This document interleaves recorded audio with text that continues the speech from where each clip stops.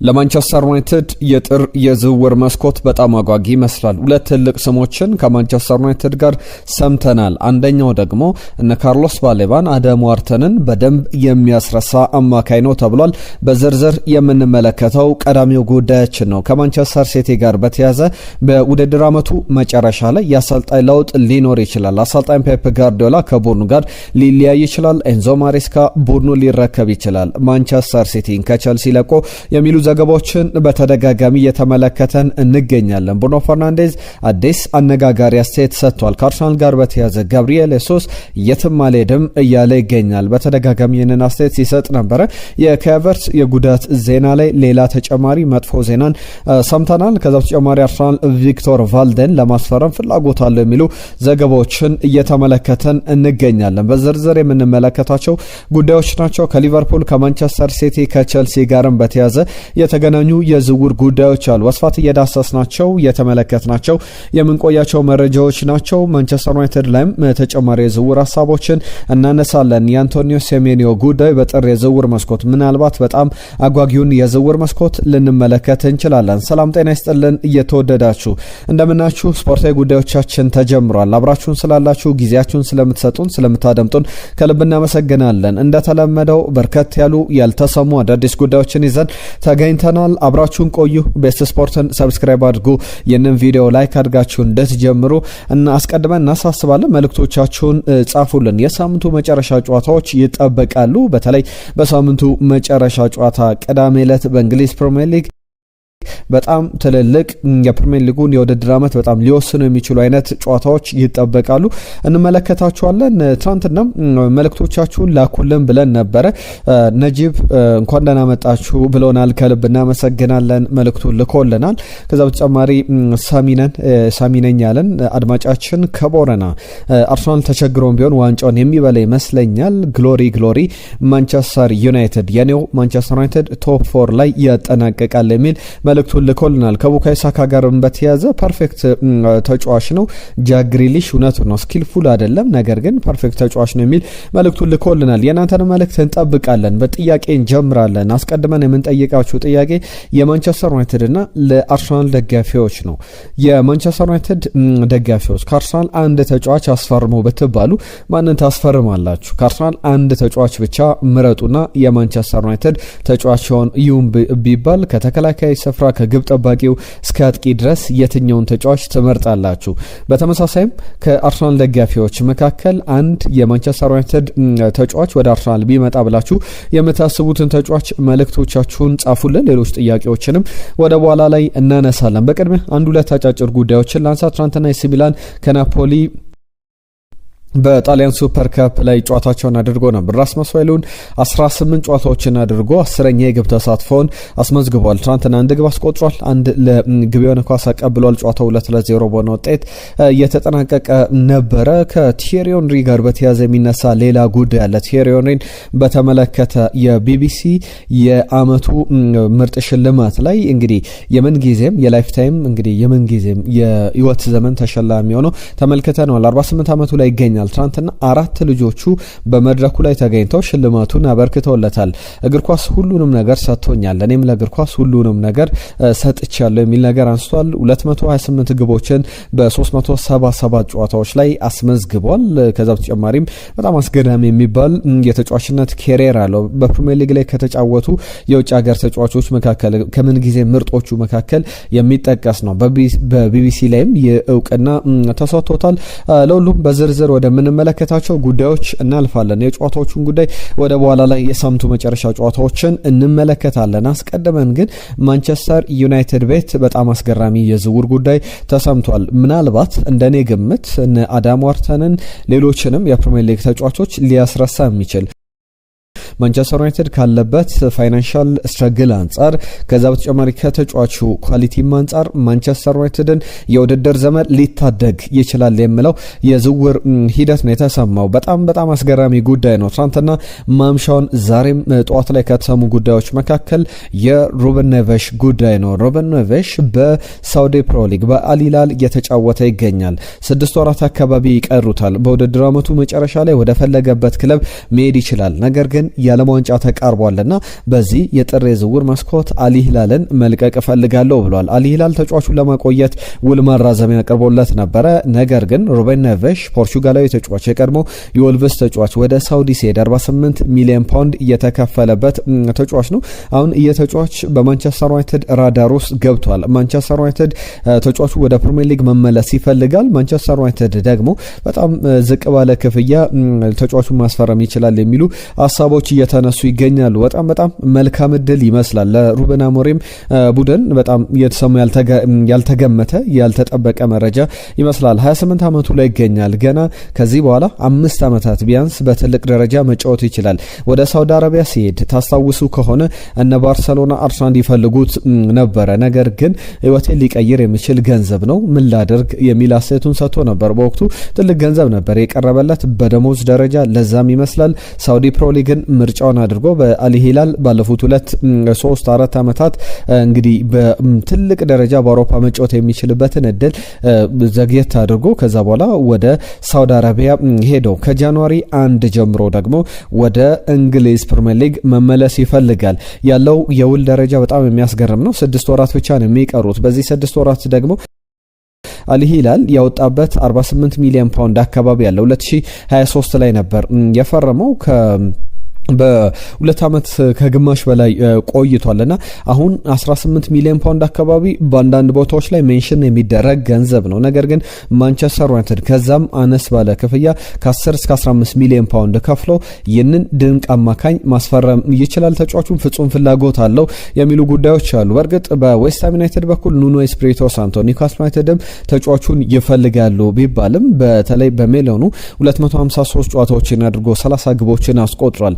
ግብ ያስቆጥራል፣ ቡድን ያደራጃል፣ ይከላከላል። አስገራሚ አይነት ኳሊቲ ያለው ተጫዋች ነው። ማንቸስተር ዩናይትድን በእጅጉ የውድድር ዓመቱን መታደግ የሚችል ተጫዋች ነው። ለምሳሌ ብሩኖ ፈርናንዴዝ ወደፊት ሄዶ እንዲጫወት እድል የሚሰጥ አይነት ተጫዋች እንደሆነ መናገር ይቻላል። የቡድን ባላንስን መጠበቅ የሚችል ድንቅ አማካይ ነው ሩበን ኔቬሽ። በዛ ላይ በማንቸስተር ዩናይትድ የአገሩ ልጆች አሰልጣኙ ሩበን አሞሪም፣ ብሩኖ ፈርናንዴዝም እንዲሁም ደግሞ ዲየጎ ዳሎትም ይገኛሉ። ከነዚህ ተጫዋቾች ጋር የመጫወት እድል ይኖረዋል። ማንቸስተር ዩናይትድ አማካኝ ስፍራ ላይ በሜክሺፍት አማካኝ ብሩኖ ፈርናንዴዝ ወደ ኋላ ተመልሶ እየተጫወተ ይገኛል። በደብል ፒቮት የተጫዋቹ ሚና በደንብ የሚያሳይ አይነት ነው። ከዛ በተጨማሪ ማኑኤል ኡጋርቴ፣ ኮቢ ሜኖ አይነት ተጫዋቾች ደግሞ አሉ። የ33 ዓመቱ ካዘሜሮም በውድድር ዓመቱ ውሉ ይጠናቀቃልና እንደዚህ አይነት ዝውውሮች በጣም አስፈላጊ ናቸው። የማንቸስተር ዩናይትድን የውድድር ዘመን ሊታደግ የሚችል ጉዳይ ነው እየተባለ ይገኛል። እዚሁ ላይ ቆየት ብለን የማንቸስተር ዩናይትድን የብሩኖ ፈርናንዴዝን ጉዳዮች እንመለስባቸዋለን። አስቀድሜ ሌላኛውን ጉዳይ ላንሳ። ማንቸስተር ሲቲን እየተመለከተ ነው።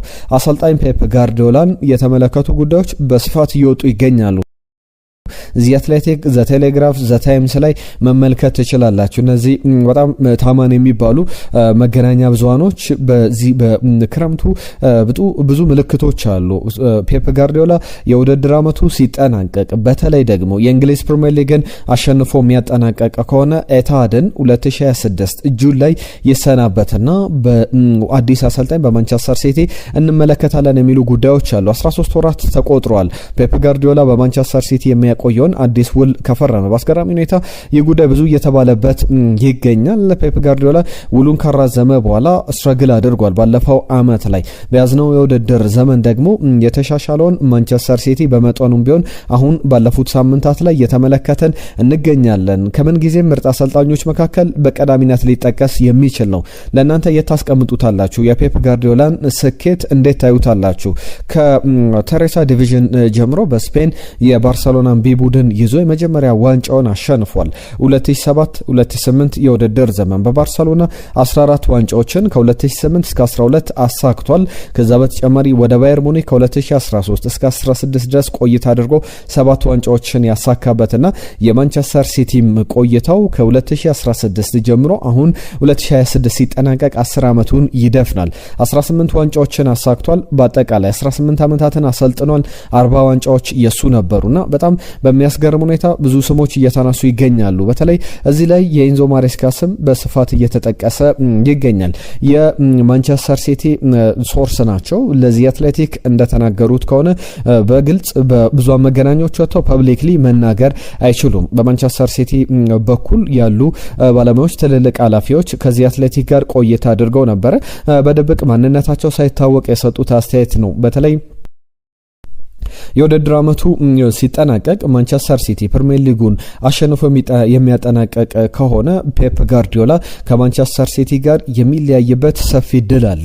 ያ ደግሞ በጣም በሚያስገርም ሁኔታ ለሌሎች ድሎች ቡድኑን በአዲስ ስኬል በአዲስ ውድድር በአዳዲስ አሰልጣኞች ለመገንባት ቶሎ ውሳኔዎች ሊወሰኑ ይችላሉ። ፔፕ ጋርዲዮላም ክለቡን የሚለቅ ከሆነ በእግር ኳስ ከተመለከትናቸው የምንጊዜም ምርጥ አሰልጣኞች መካከል የክለብ አሰልጣኝነት ይበቃኛል የሚልበት ጊዜ ይመስላል። በዚህ ሂደት ደግሞ ማንቸስተር ሲቲ በቀዳሚነት የማንቸስተር ሲቲ ሃይራርኪ የማንቸስተር ሲቲ ዲሲሽን ሜከርስ የማንቸስተር ሲቲ ኃላፊዎች የሚያውቁት ስም አለ ኤንዞ ማሬስካ። በቸልሲ በቅርብ ሳምንታት ላይ በተለይ ያለፉትን ጨዋታዎች ካሸነፈ በኋላ እንኳን ባለፉት 48 ሰዓታት በጣም የቸልሲ ጊዜ አስቸጋሪ ጊዜያት ነበሩ፣ ድጋፍ እየተሰጠን አይደለም ብሎ በትክክል ሜንሽን አላደረገም።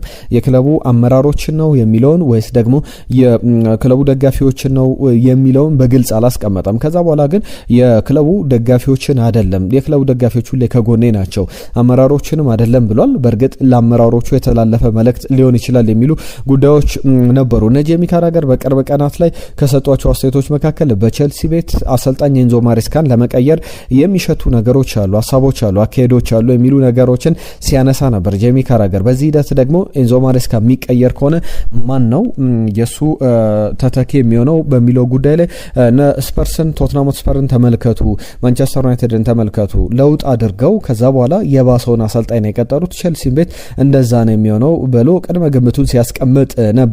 ነገር ግን ኤንዞ ማሬስካ ትልልቅ አሰልጣኞችን ማሸነፍ የማይከብደው ትንንሽ ነገሮችን ቢያስተካክል በቸልሲ ቤት ስኬታማ ጊዜያትን ሊያሳልፍ የሚችል ነው። ለምሳሌ ሉዊስ ኤንሪኬን በዓለም ክለቦች ዋንጫ ላይ አሸንፈዋል ከአርቴታ ጋር በቅርብ ጨዋታዎች ላይ። ፔፕ ጋርዲዮላን አርነ ስሎትን ያሸነፈባቸው ጨዋታዎች ታክቲካሊ እየበለጠ በጣም በታክቲክ ረገድ የሚደነቅ አሰልጣኝ እንደሆነ መናገር ይቻላል። እነዚህ ጉዳዮች በትልቅ ደረጃ የሚጠቀሱ ናቸው። ነገር ግን ኤንዞ ማሬስካ በቸልሲ ባይፈለግ እንኳን ፈላጊ የሚያጣ አሰልጣኝ አይደለም የሚሉ ዘገባዎችን ተመልክተናል። እነዚህ ጉዳዮች በስፋት ይነሳሉ። ወደ በኋላ ላይም ሌሎች ጉዳዮችን ከቸልሲ ጋር በተያዘ ይዤ መለሳለሁ። አርሰናል ቤት ትናንትና ከተነሱ ጉዳዮች መካከል የጋብሪኤል ሱስ ጉዳይ ነው። ጋብሪኤል ሱስ ከክለቡ ጋር ሊለያይ ይችላል። በጥር የዝውውር መስኮት ወደ ዩቬንቱስ፣ ኤስ ሚላን፣ ወደ ፓልሜራስ ሊሄድ ይችላል የሚሉ ጉዳዮች ወጥቷል። በዚህ ጉዳይ ላይ አስተያየቱን ሰጥቷል ጋብሪኤል ሱስ።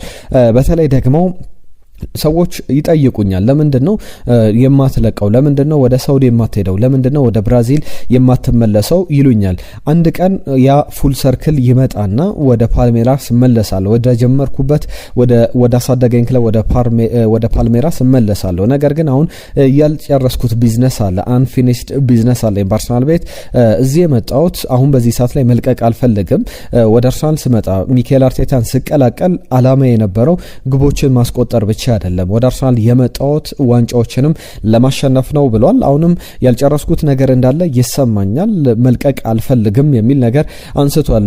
እንዴት ነው ጋብሪኤል ሱስ እንዲለቅ ተፈልጋላችሁ ወይስ ደግሞ በአርሰናል የውድድር ዓመቱን እንዲያጠናቀቅ ፍላጎታችሁ ነው? እስቲ መልእክቶቻችሁን ጻፉልን፣ ነገ መለስ ብለን እናነሷለን። ከዛ በተጨማሪ በዚህ አሰልጣኝ በሚኬል አርቴታ ስር ባለን ስኳድ እኔም ባለኝ የእግር ኳስ ክህሎት ብዙ ነገር ማሳካት እንችላለን፣ በፈጣሪም አምናለሁና ያለንን እድል በደንብ እንጠቀማለን፣ እንነቃለን ብዬ አስባለሁ የሚል ነገር አንስቷል።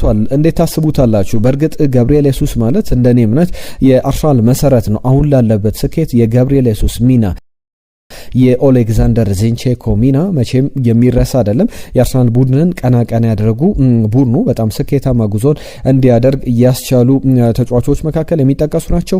ከዛ ውጪ ከአርሰናል ጋር በተያዘ የሚነሳው ጉዳይ የቪክቶር ቫልዴ ጉዳይ በስፋት እየተነገረ ይገኛል። ቢልድ በተደጋጋሚ ይዞት እየወጣ ይገኛል። ቦሩሲያ ዶርትመንድ ከሪያል ማድሪድ ቪክቶር ቫልዴ ማስፈረም ይፈልጋል። ከአርሰናል ጋር ስሙ ባለፉት ቀናት ሲነሳ ነበር። እንደ ቢልድ ዘገባ ከሆነ የጀርመኑ ጋዜጣ የ19 ዓመቱን ሴንተር ባክ የግራ መስመር ተከላካይ ሆኖ መጫወት ይችላል። በሪያል ማድሪድ የሚጫወት ነው። ባለፈው የአላቬስ ጨዋታ ላይ በሜዳ ላይ ተሰልፎ ለመጀመሪያ ጊዜ ድል አግኝቶ ተመልክተናል። በግራ መስመር ቦታ ላይ ነበር የተጫወተው። በኮፓ ዴላሬ ታላቪየራን ሲገጥሙ ደግሞ ሁለቱም የመስመር ተጫዋቾች ከቅጣት መልስ ሲመለሱ እነሱን ሲጠቀም አሰልጣኝ ቻቪ አሎንሶ ተመልክተናል። እነ ፍራንክ ጋርሻን ወደ ሜዳ አስገብቶ ሲጠቀምባቸው ነበረ። አርሰናል ግን ተጫዋቹን በዚህ ሰዓት ላይ ያስፈርማሉ የሚለው በጣም ጠባብ እድል ያለው ይመስላል። ነገር ግን ቢል ዶርትመንድና አርሰናል በዚህ በቪክቶር ቫልዴ ዝውውር ጉዳይ ላይ ስማቸው እየተነሳ ነው። ተጫዋቹን ለማስፈረም ፍላጎቶች ያሉ የሚሉ ዝርዝር ዘገባዎችን እየተመለከተን እንገኛለን። ከካቨርስ ጋር በተያያዘ የጉዳት ዜናውን በተመለከተ በጣም አስገራሚ የሚያሳዝን መረጃ ተሰምቷል። ተጫዋቹ ብዙ ጊዜ ለወትሮ የሚታወቀው ቶሎ ከጉዳቱ በማገገም ነው። ዶክተሮች ሁሉ የማይገመት ነው ብለው ያነሱለታል። ካቨርስን በተመለከተ 3 ወር ተብሎ በ2 ወር በ1 ወር ከ15 ቀን ከጉዳቱ አገግሞ ወደ ሜዳ ሲመለስ በተደጋጋሚ ተመልክተን እናውቃለን። አሁንም በዚህ ጉዳይ ላይ የተሰማው ነገር መጥፎ ዜና ይመስላል። አንድ ሳምንት በኋላ ወደ ሜዳ ይመለሳል ሲባል የነበረው ቢያንስ ከጃንዋሪ 8 በፊት ወይም ከሊቨርፑል ጨዋታ አስቀድሞ ወደ ሜዳ አይመለስም የሚሉ ቢያንስ በሚቀጥሉት 4 እና 5 ጨዋታዎች ላይ የካቨርስን ዜና ወደ አርሰናል ዋና ስብስብ ውስጥ መመለሱ እርግጥ አይደለም የሚሉ ዘገባዎችን ተመልክተናል። ከቼልሲ ጋር በተያያዘ 1-2 ጉዳዮች ይነሳሉ። አማካኝ ስፍራ ላይ አሁንም ቢሆን የአዳም ዋርተንና የኮቢ ሜኖ ጉዳይ በጥር የዝውውር መስኮት ምናልባት ትናንትናም ካነሳሁት ጉዳይ ጋር ዲቨሎፕመንት ያለው ዜናው ያደገ ዜና ነው። በደንብ የተሻሻሉ ዜናዎችን የሰማንበት ነው። ትናንትና ዘ ቴሌግራፍ የሞይሰስ ካይሴዶ እንዲሁም ደግሞ ኤንዞ ፈርናንዴዝ ጉዳትን ለመቀነስ የነሱንም የጨዋታ ቁጥር በጣም እንዳይበዛባቸው ለማድረግ ቸልሲ አማካኝ ይፈልጋል ሲባል ነበረ። አሁንም የኮቢ ሜኖና የአዳም ዋርተን ጉዳይ ይነሳል። እዛው ቸልሲ ቤት ግን የቲያጎ ሲልቫ ጉዳይም በሌላ ዜና እየተሰማ ይገኛል። ፍሉሚኒንዜ ጋር መለያየቱን አረጋግጧል። 41 ዓመቱ ላይ ይገኛል። 41 ዓመት ቢሆነውም ግን ኤሊት ከሚባሉ አሁንም በትልቅ ደረጃ መጫወት ከሚችሉ ተጫዋቾች መካከል አንዱ ነው። ኤም አድርጎ በቅዱ ደግሞ 2026 የዓለም እግር ኳስ ዋንጫን በብራዚል ብሔራዊ ቡድን ብራዚልን መወከል ይፈልጋል። እዛ ደግሞ ወደ አውሮፓ ተመልሶ የሚቀጥሉትን 6 ወራት በአውሮፓ መጫወት ይፈልጋል የሚሉ ዜናዎች ተሰምተዋል። ቸልሲ ደግሞ ተጫዋቹን በድጋሚ ሊያስፈርመው ይችላል የሚሉ መረጃዎችን ሰምተናል። ከዛ በተጨማሪ በለንደን ያሉት ክሪስታል ፓላስ፣ ፉልሃም፣ ዌስትሃም ዩናይትድ ተጫዋቹን ሊያስፈርሙ ይችላሉ በሚሉ ጉዳዮች ላይ በጣም ዝርዝር መረጃዎችን እየሰማን እንገኛለን። ከማንቸስተር ሲቲ ጋር በተያያዘ ከትሮዋ አንድ ተጫዋች ለማስፈረም ማቲያስ የተባለ አጥቂን ለማስፈረም እንቅስቃሴ ላይ ይገኛል። 18 ዓመቱ ላይ ይገኛል። በጣም ጥሩ የውድድር ዘመን ላይ ያለ ተጫዋች ነው። ሮማ በእርግጥ በክረምቱ 8 ሚሊዮን ዩሮ አዶንስም ተጨምሮበት እስከ 10 ሚሊዮን ዩሮ አቅርቦ ነበር። ነገር ግን ሪጀክት የተደረገ ነው። ማንቸስተር ሲቲ በእርግጥ በፈለገበት ገንዘብ ማስፈረም ይችላል ተጫዋቹን። በትሮዋ በኩል ማንቸስተር ሲቲ እና ትሮዋ እንደ ጂሮና ሁሉ ክለቦች ናቸው። በማንቸስተር ሲቲ በሲቲ ፉትቦል ግሩፕ አማካኝነት እነዚህ የማንቸስተር ሲቲ ጂሮና አይነት ክለቦች በአንድ በሲቲ ፉትቦል ክለብ ውስጥ የሚተዳደሩ ናቸው። ፉትቦል ግሩፕ ውስጥ የሚተዳደሩ ናቸውና በትሮዋ በኩል ይህንን ተጫዋች ይለቁታል ለማንቸስተር ሲቲ ተብሎ ይጠበቃል። በቀጣይም የሚነሱ ጉዳዮች ናቸው። የማንቸስተር ዩናይትድ ጉዳዮች ገና አላበቁም። 1-2 በጣም ትልልቅ ጉዳዮች አሉ። በተለይ ከብሩኖ ፈርናንዴዝና ከአንቶኒዮ ሴሜኒዮ ጋር በተያያዘ አንቶኒዮ ሴሜኒዮ በጥር የዝውውር መስኮት ማንቸስተር ዩናይትድን የሚቀላቀልበት ሰፊ እድል አለ። በተለይ ትልልቅ እድል ካላቸው ክለቦች መካከል ማንቸስተር ሲቲ አንዱ ነው። በማንቸስተር ሲቲ ቤት ደግሞ የፔፕ ጋርዲዮላ መቆየት አጠራጣሪ መሆኑ የአንቶኒዮ ሴሜኒዮን ወደ ማንቸስተር ዩናይትድ የሚሄድ እድሉን ያሰፋል የሚሉ ዘገባዎች አሉ።